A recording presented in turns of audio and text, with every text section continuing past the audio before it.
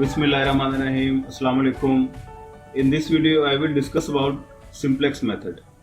Mathematical economics का एक important topic है और लीनियर प्रोग्रामिंग प्रॉब्लम, इसकी अगर ऑप्टिमल वैल्यूज आपने निकालनी हो तो एक वे हमारे पास है, सिंपलेक्स मेथड के थ्रू आप निकाल सकते हैं।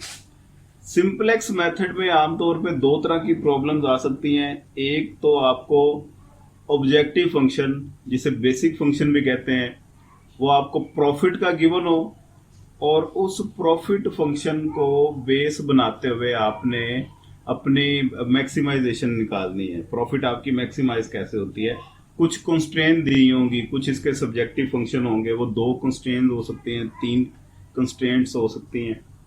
दूसरी प्रॉब्लम ये हो सकती है कि आपको कॉस्ट का फंक्शन दिया हो और कंस्ट्रेंट्स की मदद से आपने उस कॉस्ट को मिनिमाइज करना हो।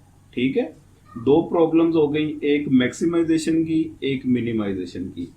इस वीडियो में मैं आपको with the help of a numerical example of maximization सिखाऊंगा कि सिंपलेक्स मेथड किस तरीके से आप यूज करते हैं और ऑप्टिमल वैल्यूज आप किस तरीके से निकाल सकते हैं। इसमें स्लैक वेरिएबल्स आपने ऐड करने होते हैं और स्लैक वेरिएबल्स ऐड करते हुए आपने सोल्यूशन निकालना होता है, और वो अप्रोच है वोशियन मेथड। अगर आपने किया हुआ है तो ये सिंपलेक्स मेथड आपके लिए कोई मुश्किल नहीं है, मिलती जुलती अप्रोच है दोनों की। और इसमें वो एक वेरिएबल जिसकी रेशियो सबसे छोटी निकल है उसे 1 करना होता है और उस कॉलम में जितने भी रिमेनिंग वेरिएबल्स हैं उनको 0 करना होता है। बस ये करते जाएंगे, एंड पे आपके पास सोल्यूशन निकल आएगा, ऑप्टिमल सोल्यूशन उसे बोले। ठीक है, तो स्टार्ट करते हैं जी। ये मेरे पास एक एग्जांपल है, बेसिक फंक्शन ऑफ फर्म। ये प्रॉफिट है 5x1 प्लस 3x2। ये प्रॉफिट से हमें पता चल जाना चाहिए मैक्सिमाइजेशन की प्रॉब्लम है। Subject to constraint 1 2 3 constraint given है। 6x1 plus 2x2 less than equal to 36, ये लेस देन इक्वल टू 40 और ये less than equal to 28। x1 और x2 की वैल्यूज हमने निकालनी है और वो उनकी वैल्यूज ग्रेटर देन 0 होनी चाहिए। ग्रेटर देन 0 होंगी फिर ही आपका प्रॉफिट फंक्शन मैक्सिमाइज होगा। तो सबसे पहला जो हमने काम स्टार्ट करना होता है वो ये इनइक्वालिटीज हैं। कंस्ट्रेंट में आपको इनइक्वालिटीज, क्योंकि less than equal to, less than equal to, less than, जब भी लेस देन का आपको इनइक्वालिटी मिलेगी आपने स्लैक वेरिएबल प्लस करना होता है। ठीक है, कॉस्ट वाले क्वेश्चन में यहाँ पे आपको sign greater than equal to का मिलेगा, उसमें फिर आपने सरप्लस वेरिएबल माइनस करना होता है। तो इसमें हम स्लैक वेरिएबल जिसे एस से डिनोट करेंगे उसे हम बीच में प्लस कर देंगे। इक्वेशन 1 में S1 प्लस कर देंगे, इक्वेशन 2 में S2 प्लस कर देंगे और इक्वेशन 3 में S3 प्लस कर देंगे। तो ये हमारी इक्वालिटीज बन जाएंगी। इनइक्वालिटीज कंस्ट्रेंट्स, ये जो है इनको पहले कन्वर्ट करना पड़ेगा इक्वालिटीज में, convert into equalities, and slack variables are introduced. ये तीन इक्वेशंस में मैंने स्लैक वेरिएबल इंट्रोड्यूस करवा दिए। इक्वेशन 1 में S1 ऐड कर दिया, इक्वेशन 2 में S2 और इक्वेशन 3 में S3 ऐड कर दिया मैंने। क्लियर होगी बात। और इन इक्वालिटीज को इक्वालिटीज में कन्वर्ट कर दिया, इक्वल का साइन लगा के। आगे ये जो कॉन्स्टेंट्स हैं ये मैंने ऐसे लिख दिए। यहां तक आगे मेरे साथ। अब इसी फॉर्म को आप मैट्रिक्स फॉर्म में लिख दें। x1 के कोफिशिएंट्स कॉलम 1 में आ जाएंगे, x2 के कोफिशिएंट कॉलम 2 में, s1 के कॉलम 3 में, s2 के कॉलम 4 में, s3 के कॉलम 5 में। लाइक 6 5 2 x1 के कोफिशिएंट है,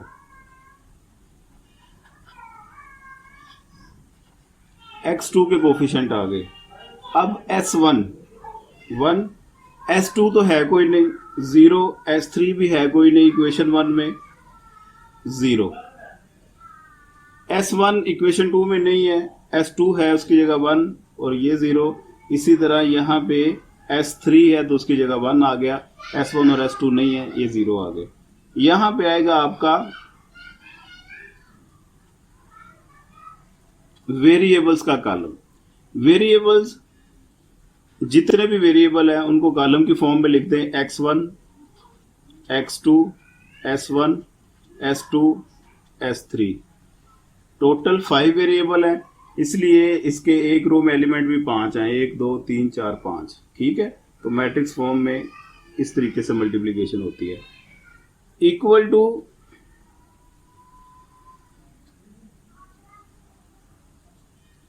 कांस्टेंट आपके वो आप इस तरफ लिखते हैं, कांस्टेंट है 36 40 एंड 28।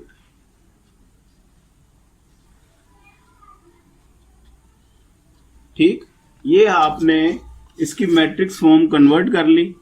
मैट्रिक्स फॉर्म कन्वर्ट करने के बाद सबसे पहले आपका बनेगा इनिशियल सिंप्लेक्स टेबल। इसी फॉर्म को आपने इनिशियल सिंप्लेक्स टेबल में आपने लिख देना है। उसका भी तरीका बड़ा आसान है। ये वेरिएबल आपने ऊपर रो में लिख देने हैं, उसके एलिमेंट नीचे ये सारा का सारा मैट्रिक्स नीचे ऐसे ही आ जाएगा। और लास्ट में प्रॉफिट की जो आपकी इक्वेशन थी, ऑब्जेक्टिव फंक्शन था, उसके वेरिएबल नीचे आपने ऐड कर देने हैं। ये बेसिक सिंप्लेक्स टेबल का फॉर्मेट ये बन गया। x1 इधर आ जाएंगे, x2 के S1 के S2 और S3 कांस्टेंट हमारे इस तरफ आ जाएंगे।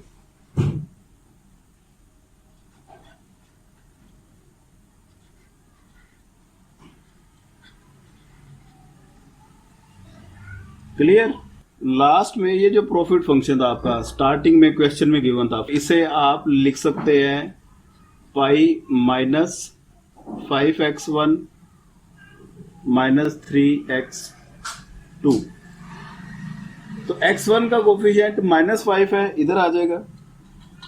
x2 का कोफिशिएंट -3 है, इधर आ जाएगा। इन तीनों में 0 0 0, क्योंकि इस फंक्शन में S1 S2 S3 है ही नहीं, तो इधर भी आ जाएगा आपका 0। ये आपका फॉर्मेट हो गया बेसिक या इनिशियल सिंप्लेक्स टेबल का। यहां तक अगर आपको क्लियर होगी बात, आगे फिर अपने वर्किंग स्टार्ट कर देनी है। और वो वर्किंग कैसे स्टार्ट होगी, इस टेबल में देखेंगे। ये लास्ट रो में सबसे छोटी वैल्यू कौन सी है, एरो का निशान लगा दिया। ठीक, अब इसका मतलब है ये वाला कॉलम हमारा पिवट कॉलम है, PIVOT, पिवट कॉलम। अब इस कॉलम को 36, ये कांस्टेंट को आपने इन वैल्यूज पे डिवाइड करना है। 36 को 6 पे डिवाइड किया, इधर मैं इक्वल टू 6 आ गया। 40 को 5 पे डिवाइड किया, 8 आ गया। 28 को 2 पे किया, 14 आ गया। तो सबसे छोटी रेशो निकल रही है इस एलिमेंट से। इसको मैंने सर्कल कर लिया। ये हमारा पिवट एलिमेंट है। ये पहली रो पिवट रो, ये कॉलम पिवट कॉलम, और ये 6 एलिमेंट पिवट एलिमेंट है। अब पिवट एलिमेंट जो भी हमारा निकले उसे 1 बनाना होता है। ठीक, उसे 1 बनाना है। सबसे पहला काम हमने ये करना है। उसके बाद रिमेनिंग जितने भी एलिमेंट हैं इस कॉलम में, उनको 0 करना होता है। क्लियर होगी बात। अब सबसे पहले ये 6 है, इसको 1 बनाना है। 1 किस तरीके से बनेगा, रो 1 को डिवाइड कर देंगे 6 के साथ, पूरी रो के साथ। रिमेनिंग जितने भी एलिमेंट है उसका आंसर जो भी आ रहा है इससे हमें कोई कंसर्न नहीं, हमने सिर्फ इसे 1 करना है। तो इसे 1 करने के लिए इस पूरी रो को डिवाइड करेंगे 6 के साथ। ठीक है जी, ये इसको डिवाइड करने लगे हम 6 के साथ। तो ये 1 2 3 ये तीनों रोज मैंने ऐसे लिख दी। तो सबसे पहला एलिमेंट है 6, 6 डिवाइडेड बाय 6 इक्वल टू 1। दूसरा एलिमेंट है 2, 2 डिवाइडेड बाय 6 इक्वल टू 1/3। तीसरा एलिमेंट है 1, 1 divided by 6 1/6। 0 divided by 6 0, 0 divided by 6 0, और 36 डिवाइडेड बाय 6 इक्वल टू 6। अब दूसरी स्टेज क्या है, इसके बाकी ये 3 एलिमेंट हैं 5 2 और -5, इनको 0 करना होगा। अब ये 0 कैसे होंगे? सबसे पहले बात समझ ले जरा, यहाँ पे बच्चे कंफ्यूज होते हैं। रो 1 को 5 से मल्टीप्लाई किया, रो 2 में माइनस कर दिया, ये एलिमेंट 0 बन जाएगा। क्या? रो 1 को 5 से मल्टीप्लाई किया और रो 2 में माइनस कर दिया, तो रो 2 माइनस 5 टाइम्स रो 1, ये एलिमेंट 0 हो जाएगा। रिमेनिंग जो भी आ रहे हैं उससे हमें कोई कंसर्न नहीं। इसे 0 करने के लिए रो 1 को 2 से मल्टीप्लाई किया, रो 3 में माइनस कर दिया। दूसरा काम हम क्या करने लगे हैं, रो 3 माइनस 2R2, ये 0 हो जाएगा एलिमेंट। और तीसरा काम हमने क्या करना है, इस -5 को 0 करना है। तो इसके लिए रो 1 को 5 से मल्टीप्लाई करेंगे और रो 4 में प्लस कर देंगे।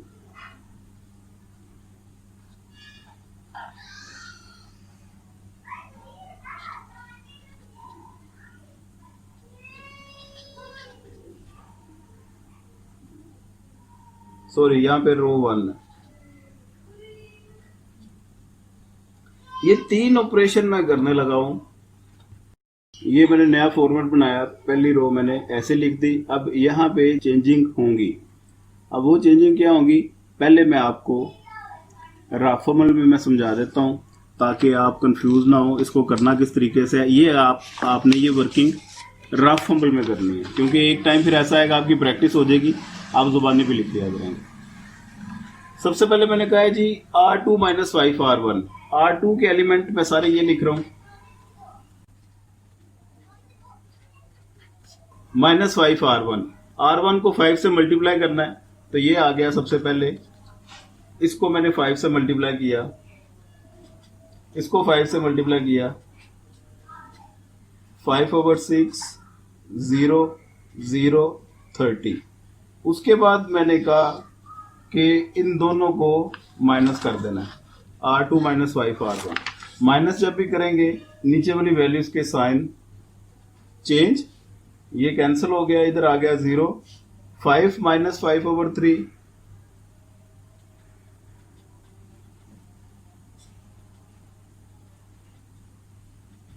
तो 10/3 इधर आ गया।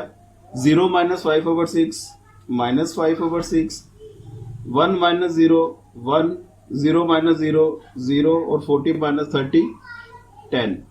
ये एलिमेंट आ गए रो 2 के। तो इन एलिमेंट्स को रो 2 में फिट कर देंगे। 0 10/3,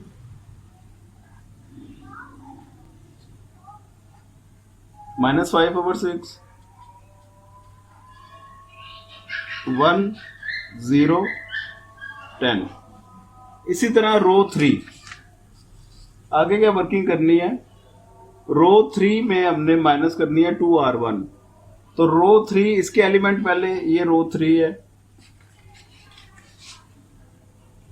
इसके एलिमेंट पहले लिखे और रो 1 को 2 से मल्टीप्लाई किया, इसे 2 से मल्टीप्लाई किया, इसे 2 से किया,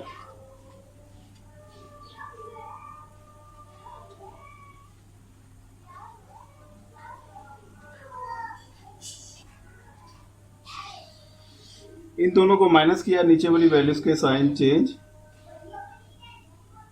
0 4 माइनस 2/3,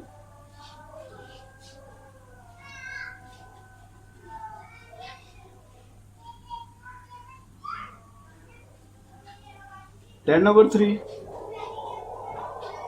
माइनस 1/3, 0 1 28 माइनस 12 16।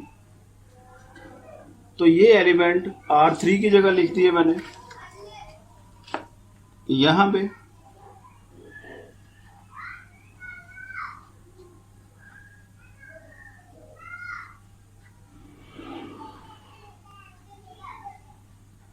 ये अब लास्ट ऑपरेशन रह गया है, वो क्या है, आपने R4 और 5 टाइम R1 इन दोनों को ऐड कर देना है।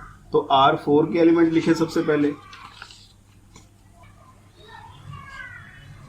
ये R4 के एलिमेंट ये लिखे और रो 1 को 5 से मल्टीप्लाई किया, रो 1 को 5 से मल्टीप्लाई किया, ये आ गया। इन दोनों को प्लस किया तो ये नई रो हमारे पास ये बन गई।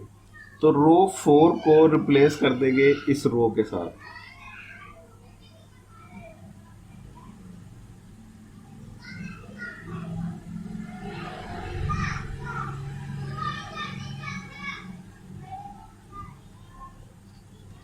ये जी हमारी यहां तक वर्किंग हो गई।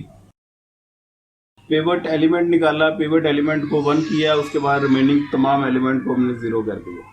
यहां तक क्लियर हो गया। अब आगे आना है हमने दूसरे स्टेप की तरफ। वो स्टेप क्या है, हमने ये जो लास्ट रो है इसमें देखेंगे माइनस में तो कोई एलिमेंट नहीं आ रहा। यहां दूसरे अल्फाज में सबसे छोटी वैल्यू कौन सी है, वो हमारे पिवट कॉलम होगा। तो ये आ गया -4/3। इसका मतलब है कि इन एलिमेंट्स को कांस्टेंट पे डिवाइड करके देखेंगे सबसे छोटी रेशो किस में निकल रही है। लाइक 6 को डिवाइड किया 1/3 के साथ तो यहाँ पे आ गया आंसर 18। 10 को डिवाइड किया 10/3 के साथ तो आंसर आ गया 3। 16 को डिवाइड किया 10/3 के साथ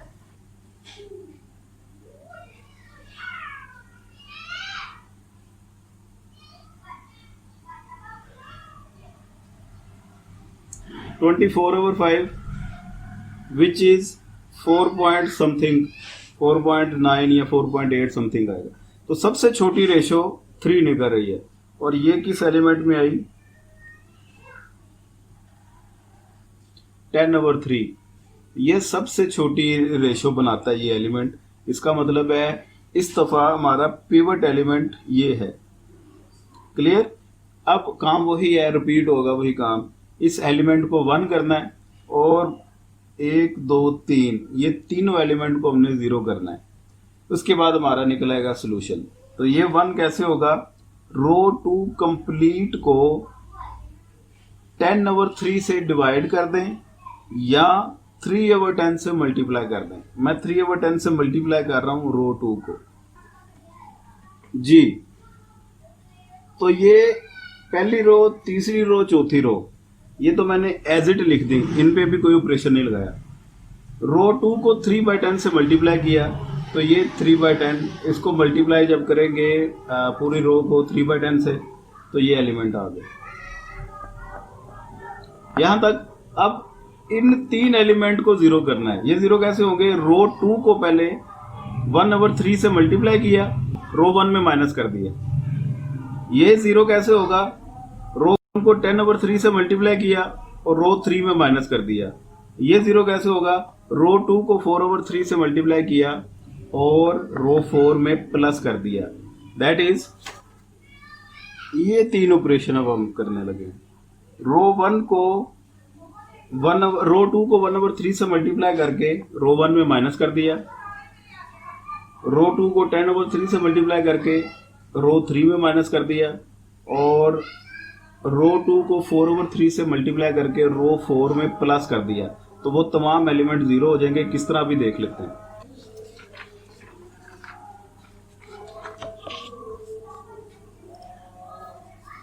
जी ये ऑपरेशन मैंने किए।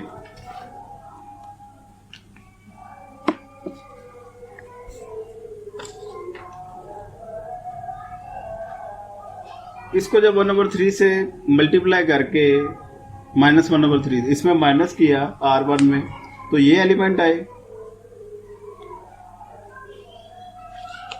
दूसरा ऑपरेशन करके ये एलिमेंट आ गए और तीसरा ऑपरेशन करके मेरे पास ये एलिमेंट आ गए। अब ये 1 2 3 तीनों रोज मैं इधर रिप्लेस कर दूंगा 1 2 एंड 3। तो देखते हैं हमारे पास नया टेबल क्या बना। वो तीनों रोज मैंने रिप्लेस कर दी रो 1 रो 3 और रो 4 के साथ। तो नया हमारे पास सिंपलेक्स टेबल ये बन गया। अब इस टेबल में ये बात क्लियर हो गई कि x1 एक एलिमेंट 1 है बाकी सारे 0 और x2 वाले में भी एक एलिमेंट 1 है बाकी सारे 0। अब यहाँ पे हमारा काम कंप्लीट हो गया। अब नेक्स्ट पिवटिंग करने की हमें जरूरत नहीं है। फर्ज किया S1 और S2 इसके तमाम एलिमेंट 0 हो जाएं, तो हमारे पास जो x1 x2 और बाकी स्लैक वेरिएबल्स की वैल्यूज निकलेंगी वो कुछ यूं होंगी। सपोज किया S1 और S2 इसके तमाम एलिमेंट हमारे पास ये 2 कॉलम ये 0 हो गए, तो पीछे अगर इसका यहां पे भी 0 मैं पुट कर दूं, यहां पे भी 0 पुट कर दूं, तो x1 का एलिमेंट सिर्फ बचता है, यहां पे x1 इक्वल टू 5 आएगा।